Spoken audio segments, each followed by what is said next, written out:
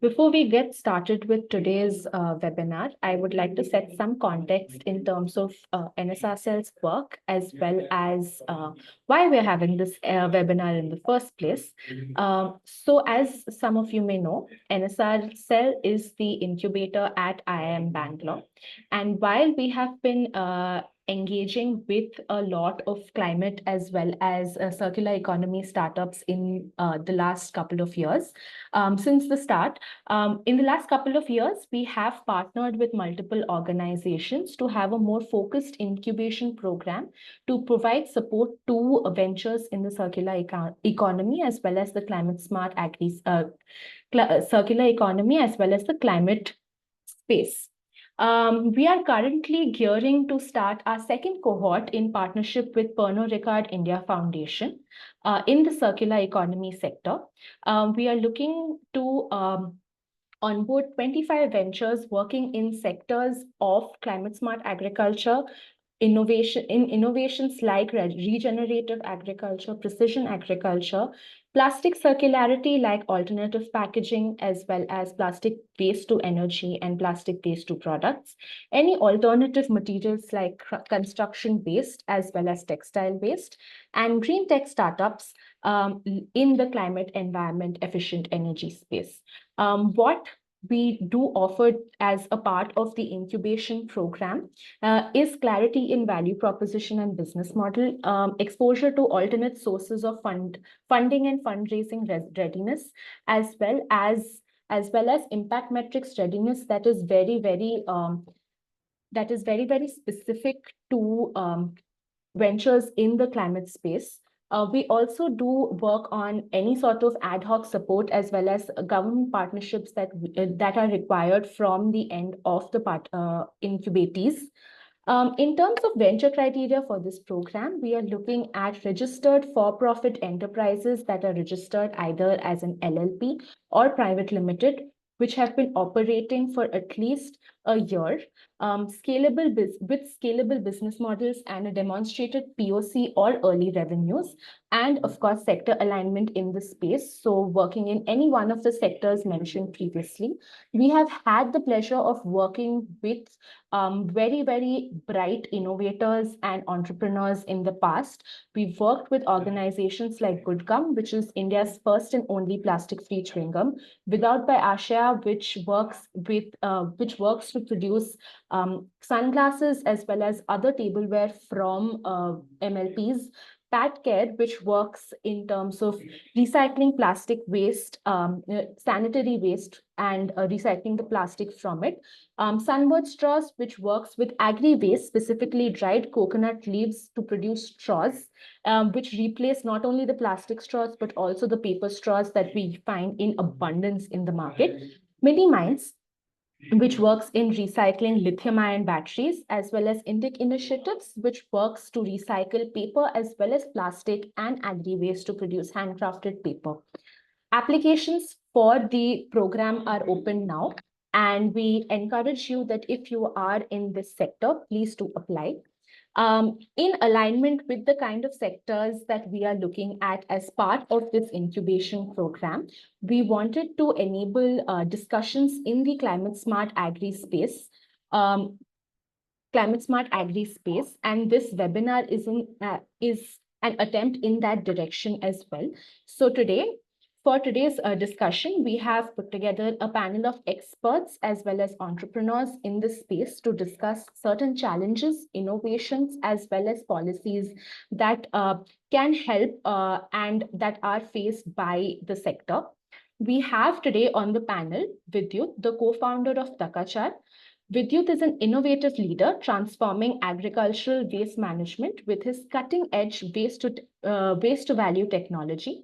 His work here not only reduces pollution, but also boosts farmers' incomes by converting agricultural residues into valuable products. He's been recognized by Forbes 30 Under 30 Asia list in the social entrepreneurs category as well. We also have Sijo, who is a program associate at the Council on Energy, Environment and Water, CEEW. Sijo brings a wealth of expertise in policy research and analysis, focusing on sustainable agriculture and climate-smart policies. His work at CEEW involves developing and advocating for innovative policy solutions that address the pressing challenges of climate change and environmental sustainability. Joining us also, our third panelist, Soumya, who's the co-founder of Kheti, dedicated to improving the livelihoods of small landholding farmers through innovative agricultural solutions. At Kheti, she has been instrumental in developing the greenhouse in a box, a low-cost modular greenhouse designed to help farmers adapt to climate change, increase their yields, and secure a stable income. With a background in social entrepreneurship and a deep commitment to sustainable development, Soumya's work has empowered numerous farmers and transformed communities that they've worked with. Today, as moderator, we have Mr. Kaushik. He is the advisor of accelerator programs at Climate Asia, with over 15 years of experience in creating products and services rooted in climate action and sustainable development. He has also co-founded two ventures that support farmers with clean energy solutions and sustainable agricultural practices, and worked with various organizations that promote social and environmental impact. Thank you so much to all the panelists for taking the time out for today's webinar, and we are looking forward to a very insightful discussion. Before we get started, we will be launching a poll to get a sense of the participants joining us today. I would request my colleague to launch the poll.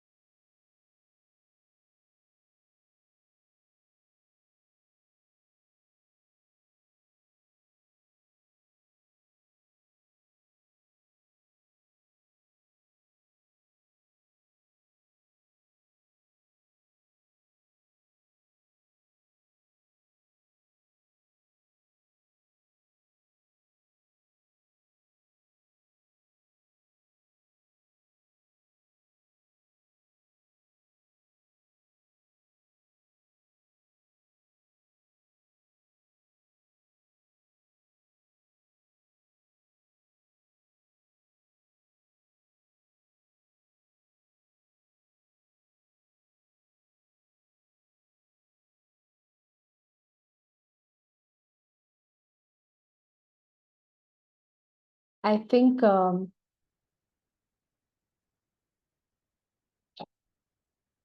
yeah, thank you everyone for joining. I think a majority of the composition is startup founders and employees. So I think we can align the conversation in that sort of direction. With that, I hand it over to you, Kaushik. Thank you, Shriyam. Hello, everyone. Welcome all the panelists with Vidyut, Soumya, and Shijo. Very nice it's my privilege to be moderating this conversation. And like Shriyam mentioned, I think this conversation hopefully will throw light on various gaps that exist in the agricultural and food system space, where entrepreneurship can become instrumental in solving some of these problems. And there are a lot of aspiring entrepreneurs and startups in the participants. So let us start. I think for the participants, if you have any questions, any thoughts, comments that you would like to share or ask the panelists, please feel free to use the question and answer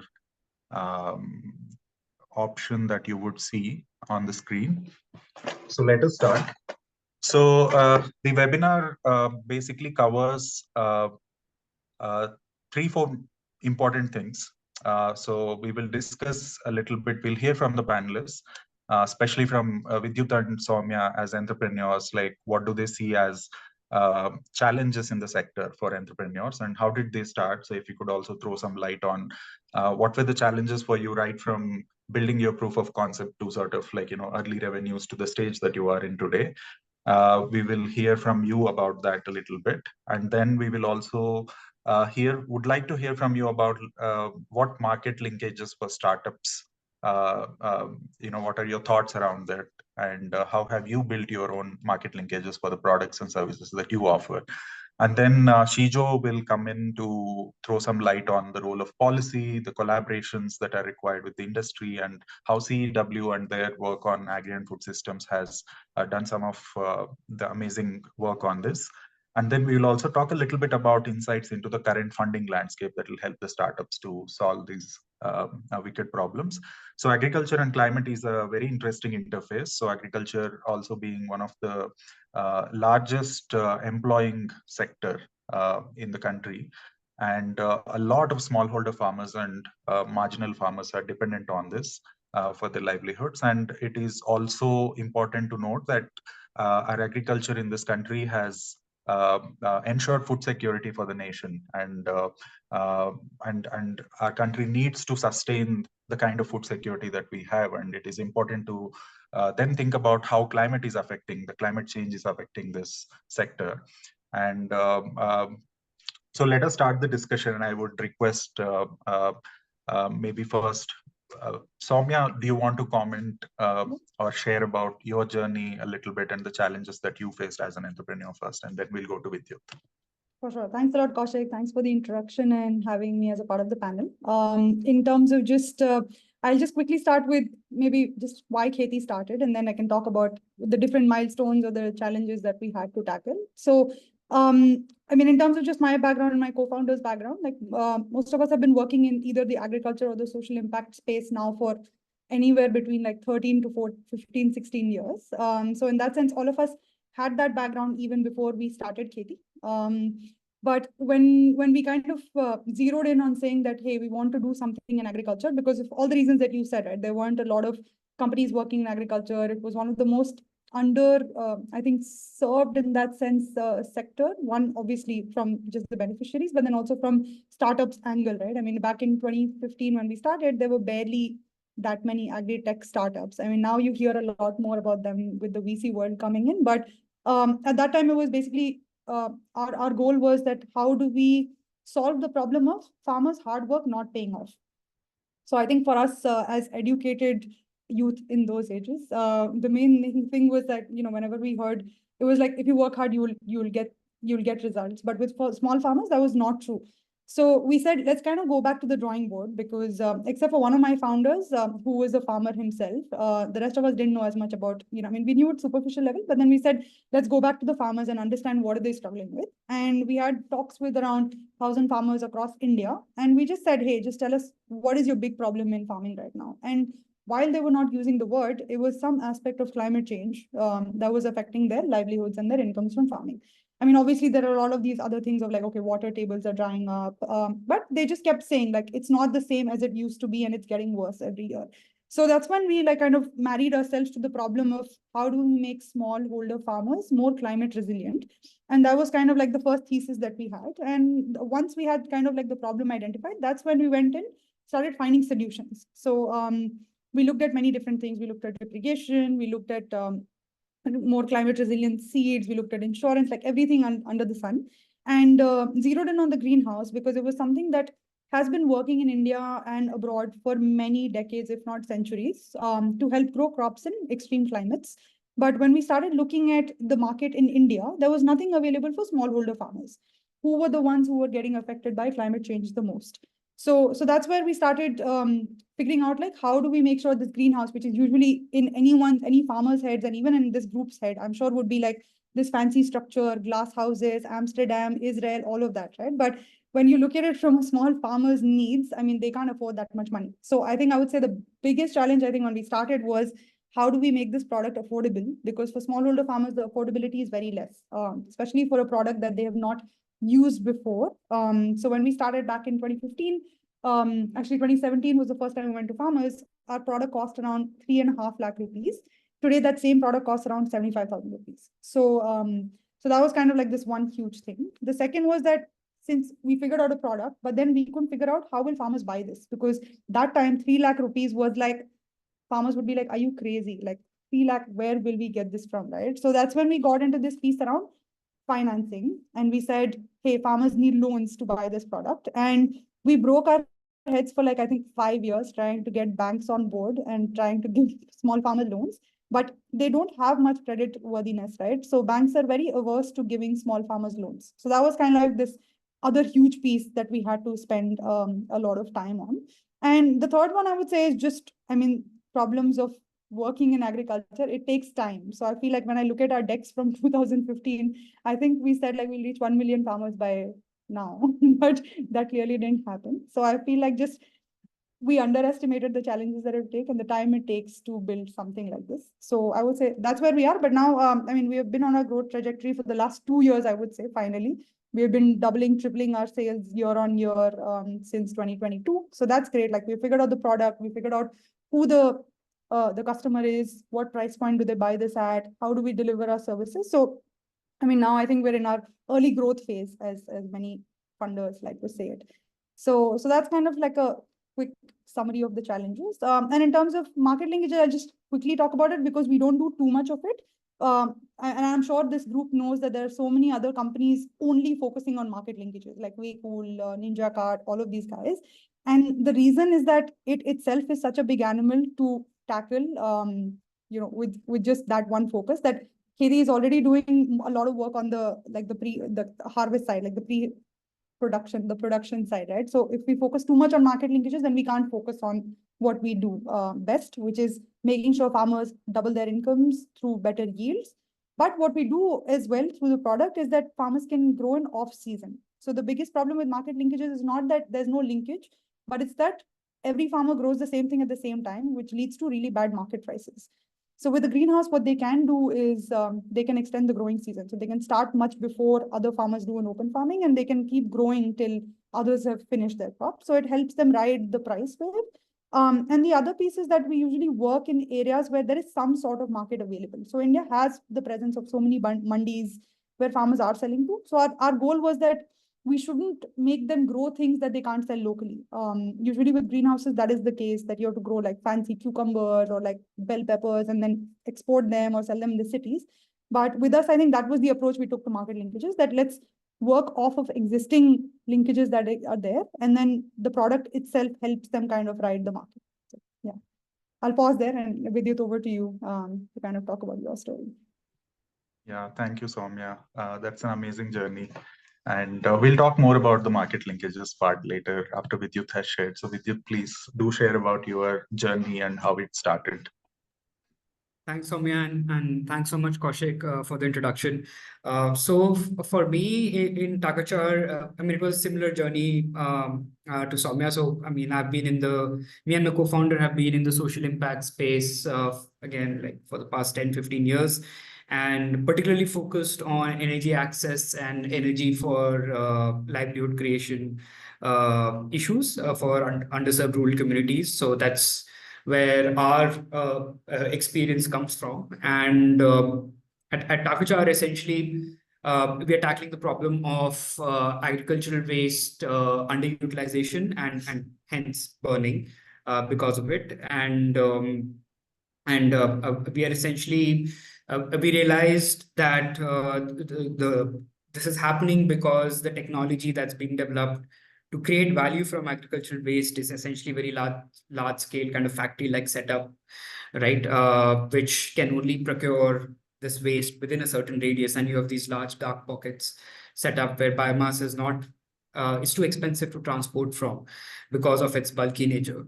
So the entire thesis of our development was to develop smaller scale equipment that can be deployed in situ to process agricultural waste into something valuable and can be owned and operated by entrepreneurs on the ground, right? And what we've developed is this machine that takes in agricultural waste, converts it into an output product, carbon-rich output product called biochar, which farmers can directly apply to their soil, and that leads to, of course, better soil health and eventually increase in crop yields for those farmers. while at the same time, it is now increasingly being looked at as a durable carbon dioxide sequestration tool for the world. So that's what we do. So currently we are focused in India, and we are working with a few different kinds of biomass right now, with a few deployments in different parts of the country. The biggest challenge for us has been essentially developing the technology. So this kind of a hardware technology development cycle is typically long, right? And it's been quite a journey for us to take a design, a prototype that was in a lab, and kind of make a field ready product out of it. And there are a lot of aspects that go into it. And since this is not just kind of a type of sensor, or it's like a full-fledged reactor machine, it has taken time and resources to build it. So for us, that has been the biggest challenge for us as a company, as to how do we raise enough resources for us to sustain, to be able to do the research and development, particularly in a country like India, which is, to be honest, cash-strapped to do any kind of early stage R&D, and there is hardly any credible sources of funding available to do that. So that was a very big challenge for us, while being able to simultaneously learn from the market. So we can't be doing R&D all the time in our lab. We have to also deploy things on the ground and understand the real world and feed that back into the design of the product. So that was our biggest challenge. Now, of course, we've begun to commercialize our equipment, and we started deploying those together with partners. In terms of market linkages, so our operation philosophy is very circular in nature. So once it's deployed in a village, local biomass gets converted into biochar there, and it gets used up by the farmers there itself on their land. So farmers get their biomass and take their biochar back, right, and apply it on their fields. And the equipment is operated by a local partner organization, so typically another non-profit or an FPO or another social enterprise on the ground. Right, and then we provide financing for the capex of the equipment. So that's essentially what it is. But I guess on our end, one of the market linkages, the market linkage aspect is to do with the cost of setting up the machine and getting the financing for it. And we primarily do that through the carbon financing from the current voluntary market for carbon dioxide removal. And that's essentially our job as a company, to create that access for our partners and our customers. So nothing on the farmers' end as such at the moment. Got it. Thank you so much for sharing your journey with you. We'll talk a little more about market linkages later, because here probably what we also mean is, how do you find your users, and how do you decide on where to sort of start off with your commercial journey, like of commercializing your products and service once you have tested it and all of that. So we'll talk about those challenges and what needs to be done a little more. We'll quickly move on to Shijo first before that. And Shijo, you work with CEW, which is one of the prominent think tanks in the country, and specifically works on a lot of climate-related issues. And CEW also produces a lot of knowledge and brings together a lot of stakeholder insights. So if you could share a little bit about how you look at agri and food systems as a think tank, and also share a little bit about how what you create as a think tank is helpful for entrepreneurs and aspiring startups. Sure. Thank you. Thank you so much, Kaushik. So, you have already sort of introduced CEW, but just for the people who might not know on the call, the Council on Energy, Environment and Water is a policy research not-for-profit think tank based out of Delhi.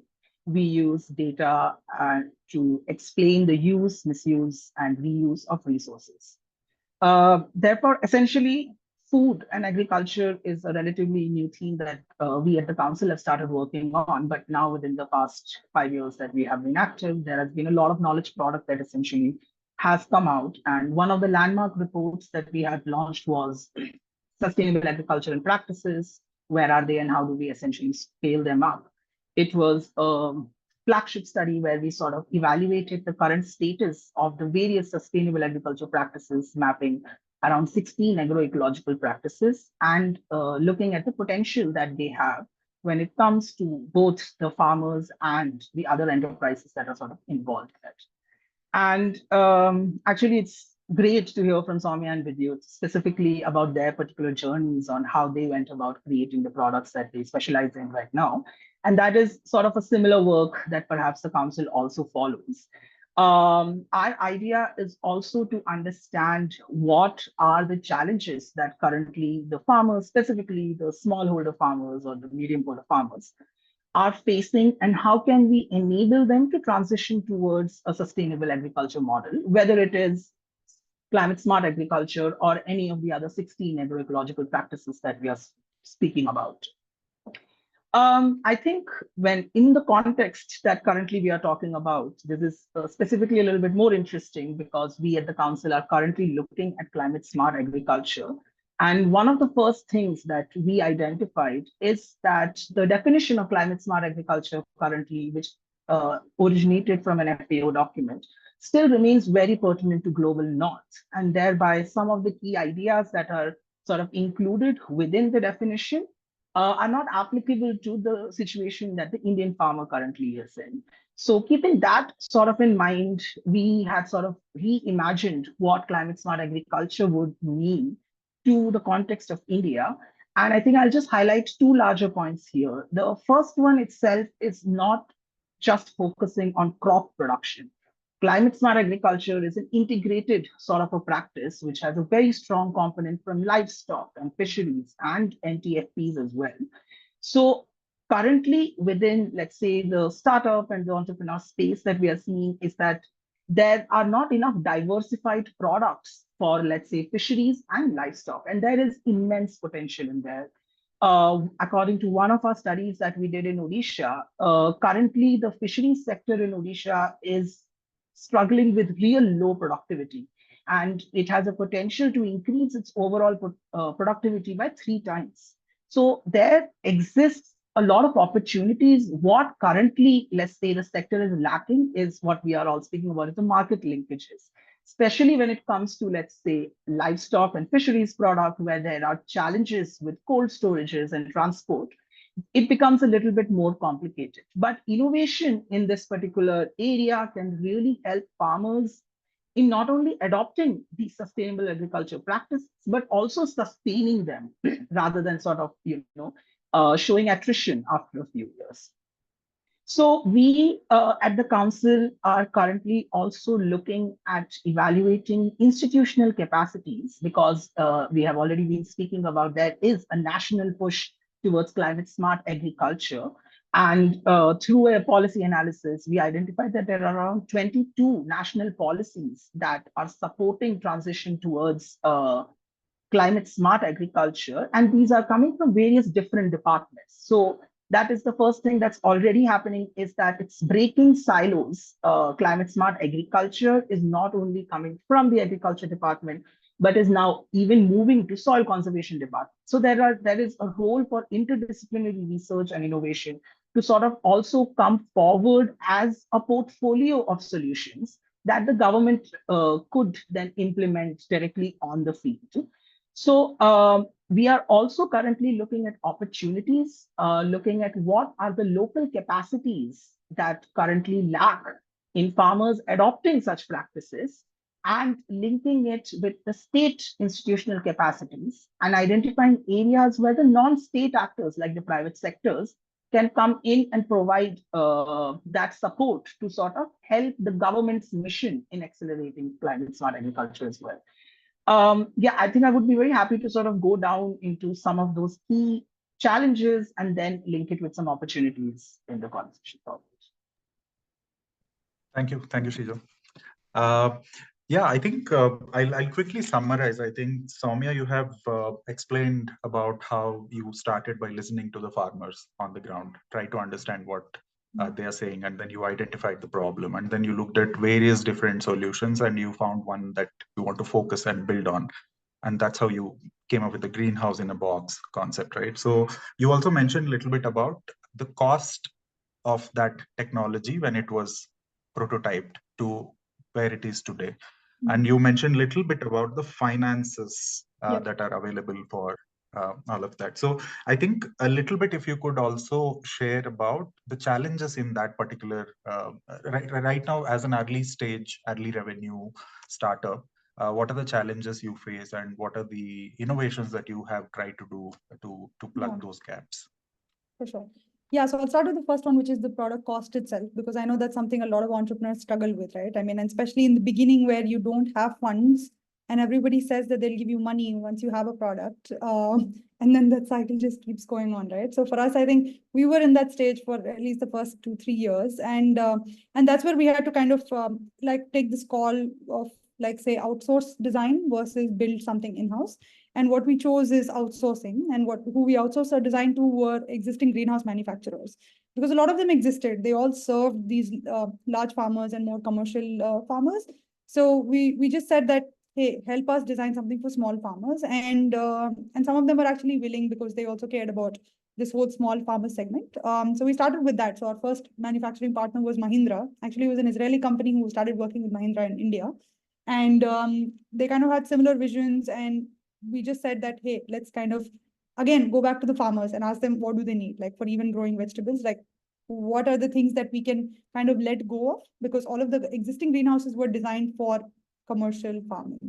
So that's when we kind of went back to the drawing board again, and then just use a lot of iteration to say, hey, do we need this component? Do we need this component or not? And then kind of came up with whatever is the least that the manufacturer said, hey, beyond this, the economics won't work, or beyond this, the product quality won't be great, right? So that was kind of like the first point of arrival for us, where we said, okay, now at least we have a product that we can start offering.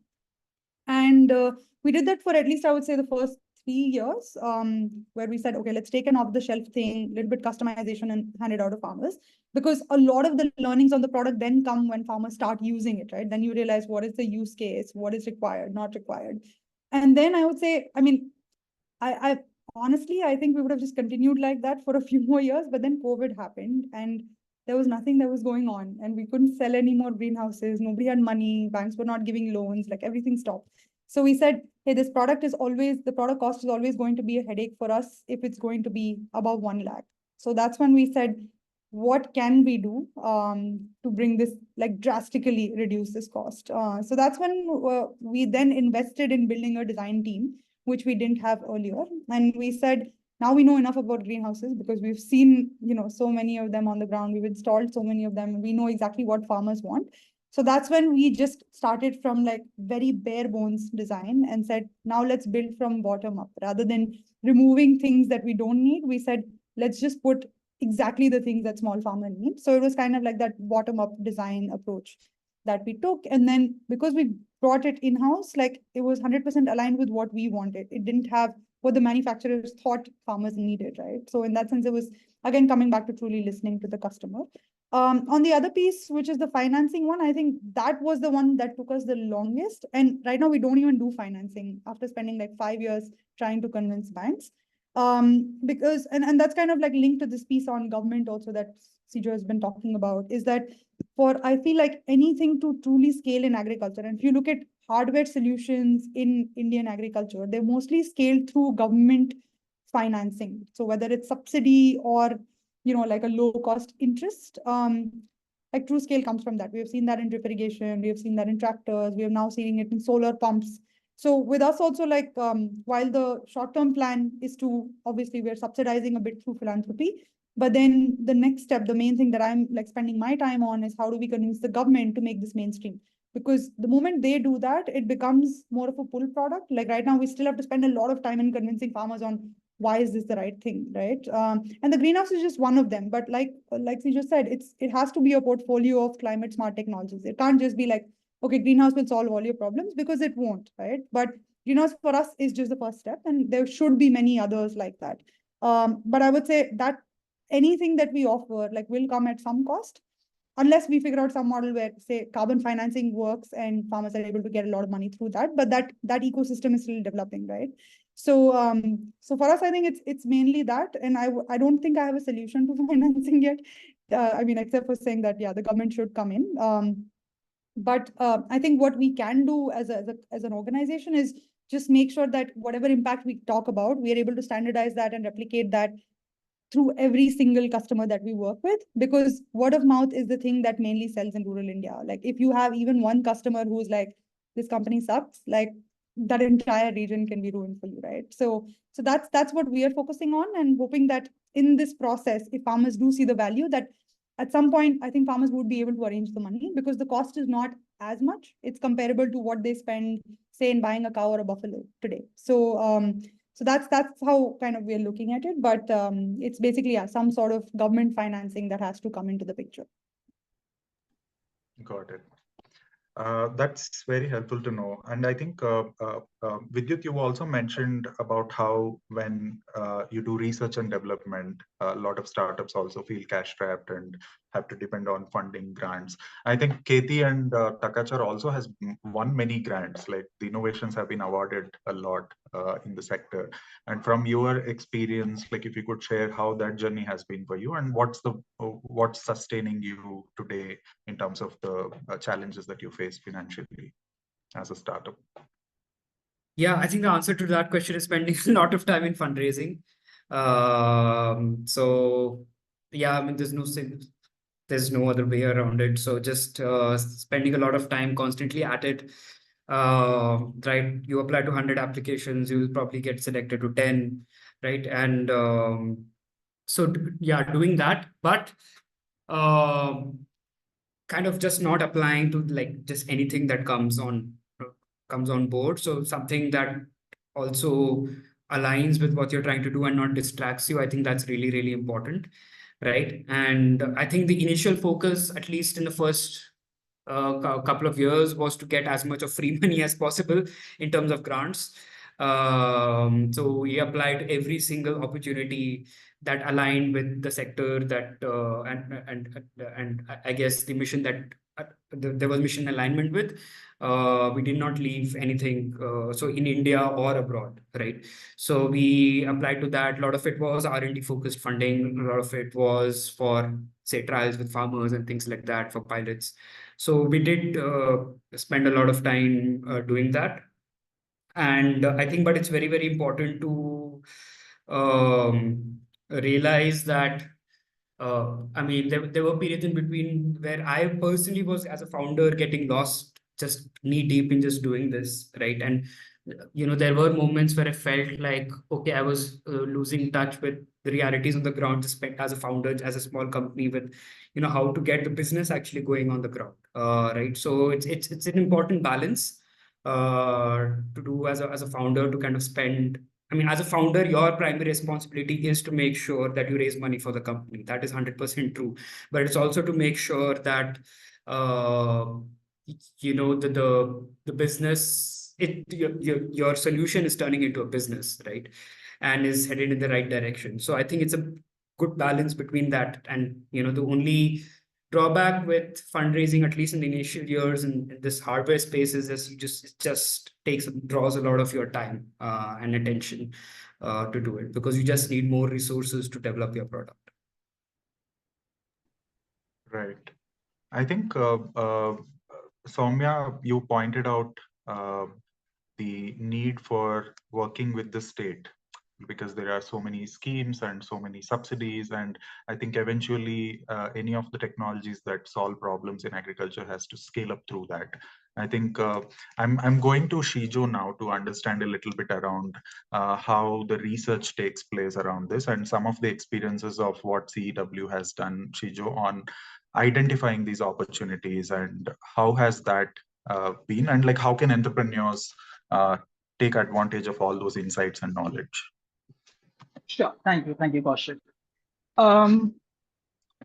So just to again, I guess, talk about and connect a couple of things that Soumya and Vidyu that again talking about is the challenges essentially to fundraising or like getting the money involved, and looking at how government should come in to sort of support the startup ecosystem and the entrepreneurs in general.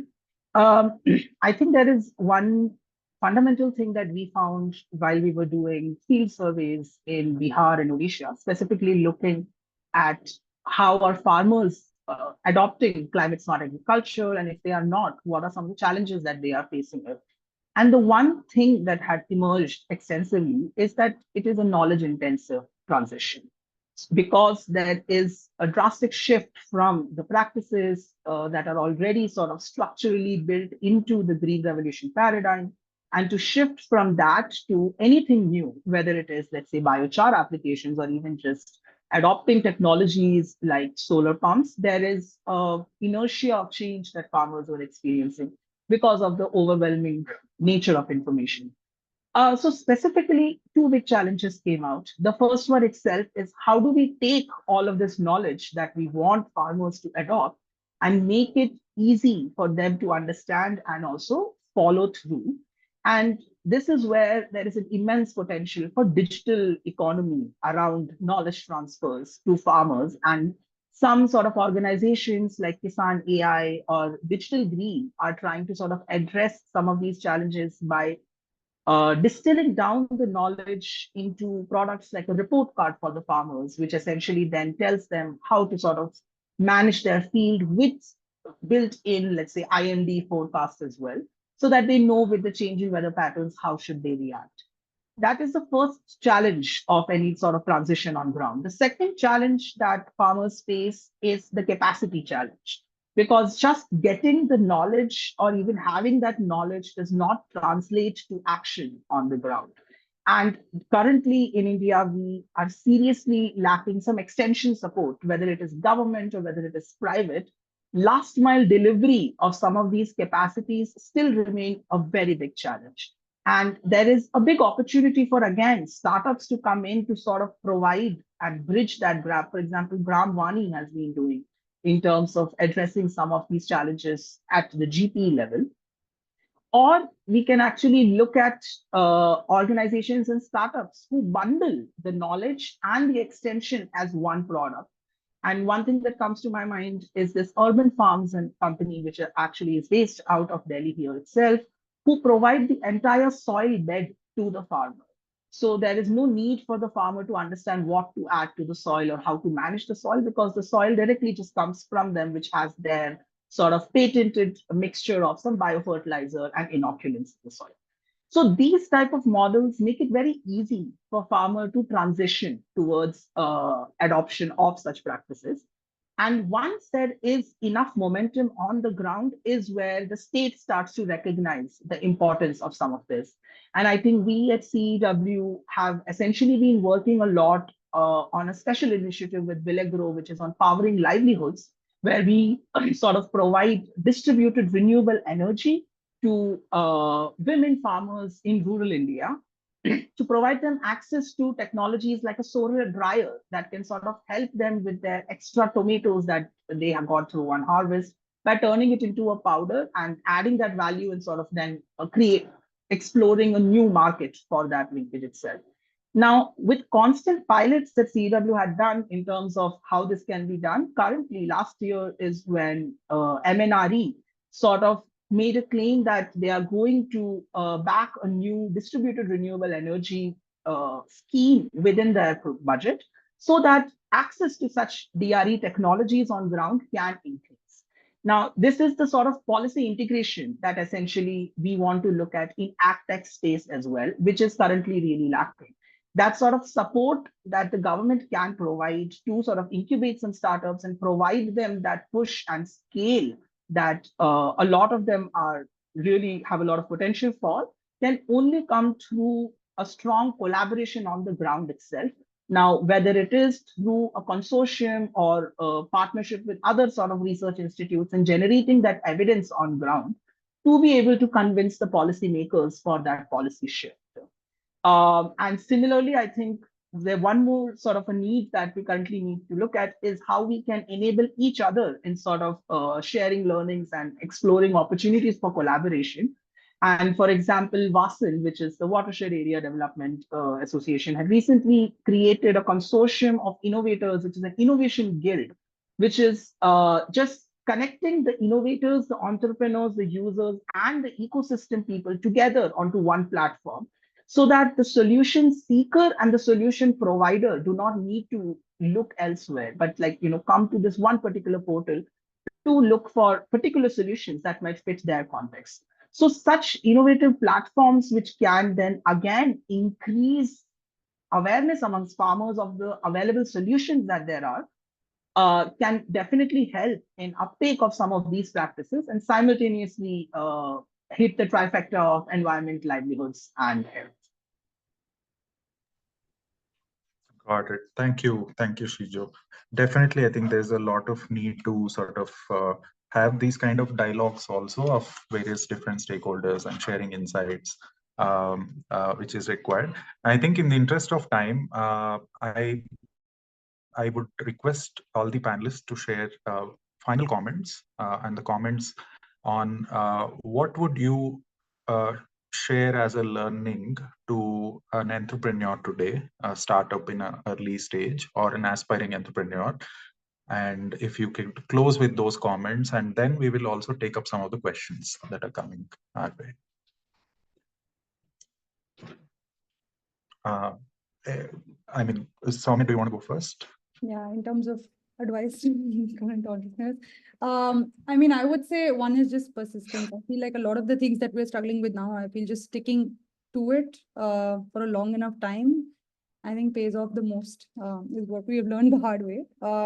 And the second is, I think we always keep saying, like in KT, one of our values is farmer centricity. So I think the main thing is, how do we keep listening to the customer again and again for everything? And a lot of the solutions that we keep breaking our heads on like, well, how should inputs be given? How should greenhouse be designed? How should advisory be given? I feel a lot of the answers come from the ground. So I feel like, especially as founders and especially as our organizations grow, it's very easy to lose touch, right? Because we'll be like focused on fundraising or government partnerships and all of those things. But I feel it's just so critical at every stage and level of the organization to make sure that that connect with the ground stays, because that's the thing that gives you the best feedback that you can get. Thank you. With you. Yeah, I think I mean based on my experience, what I felt, right? So I think just being in the agri space, expecting working with a million farmers in the next 2 years, kind of an expectation when you're just starting out is not going to happen. So expect to kind of be patient and persistent and be there for the long term, right? And because of that, I think it's really important to have staggered goals. I mean, it's important to have the long-term vision, but I mean, it's important to kind of first get to base camp first, or maybe camp 1 before you aim for I mean the peak. So for us, for example, it's simply as simple goal as setting up our first 50 machines, right, with a customer segment, right? Even if the customer segment is small, it's not a very big market size, it doesn't matter, but get the ball rolling. You learn a lot from that, and that will pave the path for camp 2 and camp 3 from there on. So I think just break it down into small pieces and kind of achieve those small wins first. Got it. Shiju, do you want to share? Sure, I think, yeah, my advice would not be as sort of refined as Soumya and Vidyut, because they have been in the space. And I think the first thing would be to say is, like both of them mentioned in their initial speech, is listen to the farmer. In the crux of it, the problems that they are telling you are the ones that will have the real uptake. And even in the product design time or innovation and solutioning time, always keep farmers at the center of the product design. The second thing that I would again urge is perhaps for people to look beyond food production system itself. There is an entire other sector of value chains and sectors that exist where the crowdedness of the startup space is not that much, and there is a lot of opportunities and potential to explore that particular section, whether it is bamboo or NTFP products or fisheries in general. The third thing, I guess, that I would nudge would be to leverage the government institutions in the schemes that are coming out.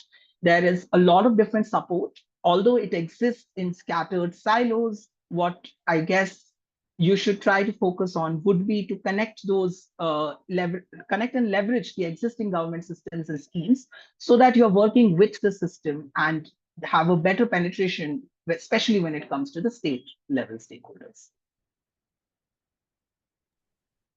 Got it. Thank you so much for those comments. And I think we'll open it up to questions and answers. So we have got some of the questions from some of the participants.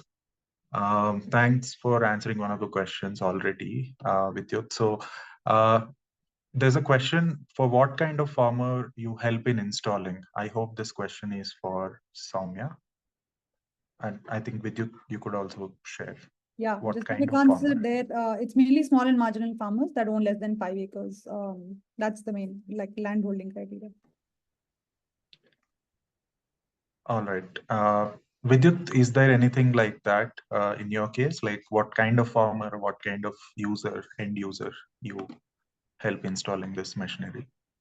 Yeah, so farmers are actually in beneficiaries of the equipment. I mean, our customers are not farmers. So our customers are pretty much entrepreneurs in rural areas who would use our equipment to run a local business. For example, in the paddy straw kind of burning case in northern India, it's typically entrepreneurs who are in the business of collecting paddy straw from farmers and are trying to monetize the paddy straw. So we directly work with them and situate our equipment with them. All And right. farmers essentially get their biomass and take the biochar back at almost negligible cost to kind of benefit from, I guess, the biochar that's produced from their own resource. All right. There's another question. Based on your experience, what's the best way or means to reach the target users in agri sector? It definitely is a different segment for usual marketers. This can again be a question for both of you, Soumya and Vidyut. Yeah, so I guess it also depends on what your product is. I'll talk about Kheti specifically. I mean, it was this hardware product, it's a physical product that's out there. So for us, I think demonstrating what it looks like and what it can do was really important. So I would say for the first 5 years, it was basically just going door to door. So it's very intensive, but it's basically going village by village, door to door, and then convincing them on why this is important and why they should take it up. And once that's done, we have seen now moving that shift to working more and more with partners. So now that our team knows how to sell and how to really convey the value proposition, and now that we also have so many of these clusters seeded, right? I mean, like there are at least like 100 districts that we already work in. So it then just makes it easier to show proof of concept. And farmers only believe you when they see another farmer talk about it. They won't believe you as much as you keep convincing them to buy something, right? So so the main way that we do this now is basically all of our existing sales, like new sales, happen off of an existing Kheti greenhouse farmer, which is what does most of the selling for us. But then now we also leverage the help of a lot of local grassroots organizations like Pradhan, who have been working with the community for multiple years, which has just made it a lot more easier for us to reach out to a lot more farmers without as much effort. But I feel like, yeah, initially you do have to do the hard work and there is no escaping that. Yeah, in our case, I think it's both bottom up and kind of top down happening at the same time. So it's sort of a B2B for us. I mean, we did have our initial couple of deployments that sort of served as a demo for other entrepreneurs nearby. So we had to kind of also physically invite them, have a look, speak to them. So it's kind of going door to door in that case. But also at the same time, we kind of embedded ourselves in like important forums, meetings, workshops, fairs where a lot of these entrepreneurs visit and come, and we could showcase our product and solution there and kind of get a lot of network and reach through those kind of settings. Right, Krishi Melas, for also example, are a great way, were a great way for us to reach out, and a lot of crop residue management related workshops that happen where a lot of these entrepreneurs congregate. Those are also places for us to kind of talk about a solution and kind of evangelize that. Got it. There's another related question. So in both the cases of Kheti and Takacha, so the use cases are something that a lot of people around the world have grappled with to solve. And so the question is, has there been an opportunity for you to bring the learnings that you had somehow? And I think the second part of the question is, are there any barriers or challenges to reverse engineering? Okay, I'm not 100% clear, but I will answer based on what I understand. So, I mean, I'm guessing what they're trying to ask is just maybe collaborations with other people who are doing this across the world. So I think it's always been important. While there is no exact, I would say, comparable for us, except for maybe one company who does greenhouses for small farmers in Africa. It's mainly been other agri companies in other countries that have really helped us. So I would say the biggest one is the 1 Acre Fund. I mean, I think they work with like 3 million farmers in Eastern Africa. And they, I would say, have been like our biggest guide and mentor, because they have gone through the same challenges of how do you convince the farmer, like how do you convince the government, how do you sell inputs, how do you recover money, like all of that. So I feel like there's been definitely a lot of learning from there. And now that we also have some learning from our side, we try to share it as much as we can, because again, like we have a lot of similar funders, like even if it's not in agriculture, a lot of our other like entrepreneurs who are working in the impact space, like we have a lot of common funders. So just sharing intel about that, or sharing intel about just all the things that you've learned as an entrepreneur about hiring people, all of that. Like I feel like those are still very common, and even though the sector might be different, it's something that we always benefit a lot from. So, and that's my take on that question. But with you, if you want to add more.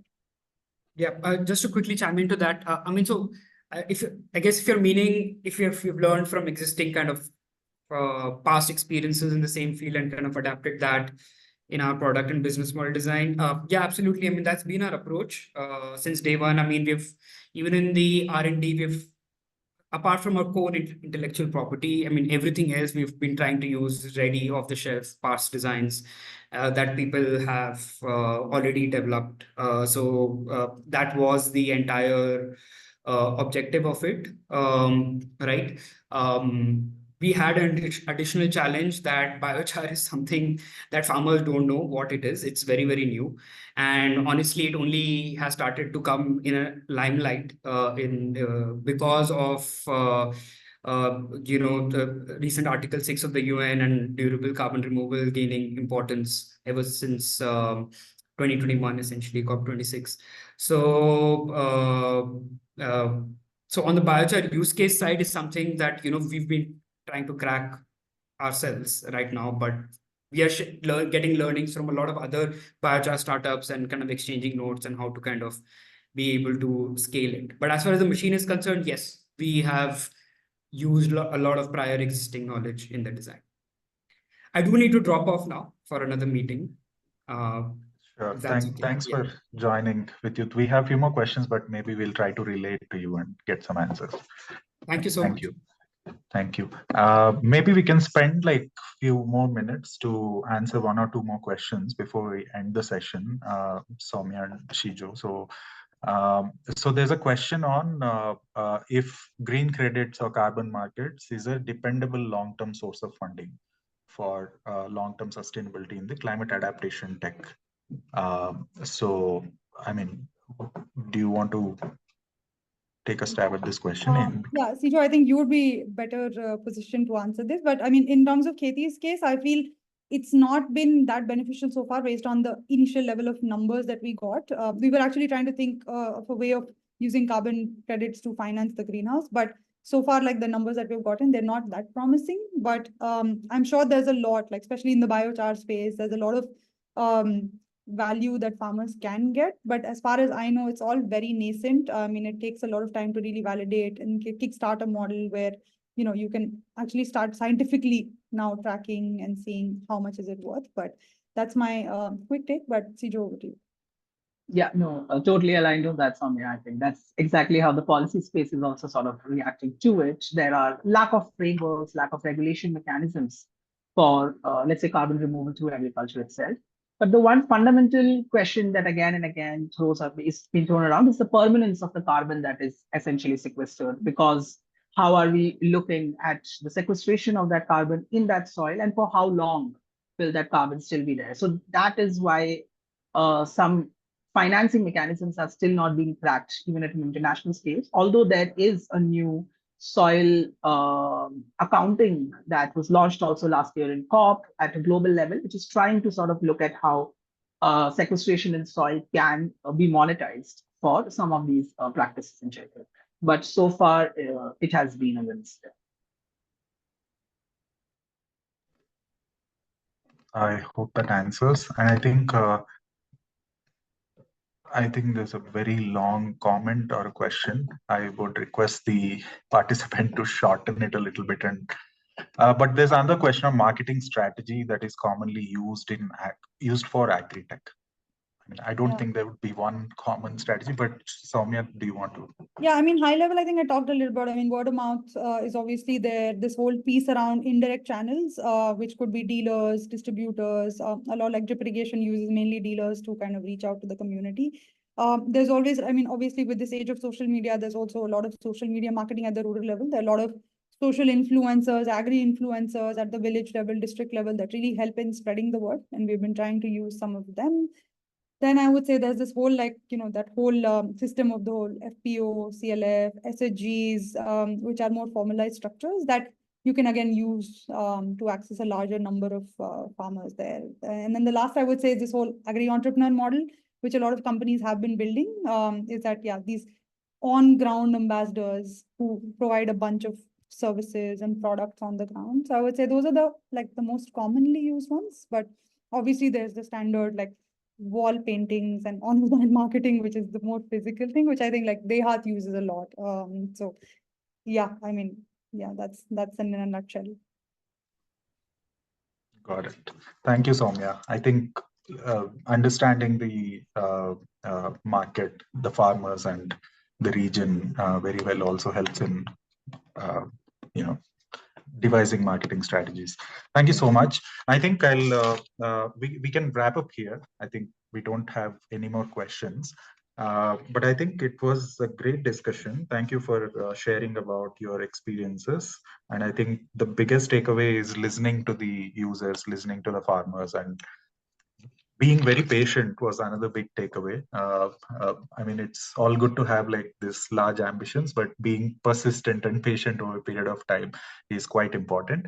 And another big learning and takeaway that Shijo has shared is about also looking at the wider canvas of state and non-state actors and having that larger understanding of where are the gaps and what are the gaps that can be filled, and looking at agricultural value chain from end to end without just having a narrow focus, because there are opportunities across the spectrum. And yeah, there's a huge scope for entrepreneurship and for a lot of these technologies and innovations in a country like ours. And given the climate crisis that's looming, I think we have to do more of this. And glad that NSRCEL and many other incubators are doing these wonderful programs. Please make use of these platforms and opportunities. With that, I thank Soumya, Shijo, and I thank Vidyut for sharing your valuable insights. Over to you, Shriyam. Thank you so much, Kaushik. Thank you, Soumya. Thank you, Shijo, for taking the time out to join the panel discussion. It was very, very insightful. And I'm sure that, like Kaushik very nicely summed up the entire discussion, there are a lot of takeaways for both the participants as well as the NSRCEL team. Thank you once again to all the panelists as well as the participants for joining in. And before we conclude, I will just repost the link for the application in the chat for any entrepreneurs or aspiring entrepreneurs who might be interested in the program. Once again, thank you everyone for joining. Have a nice rest of the day. Thank you. Thank you for organizing and thanks for having me. Thank you. Thank Yeah, you. thank you for having us.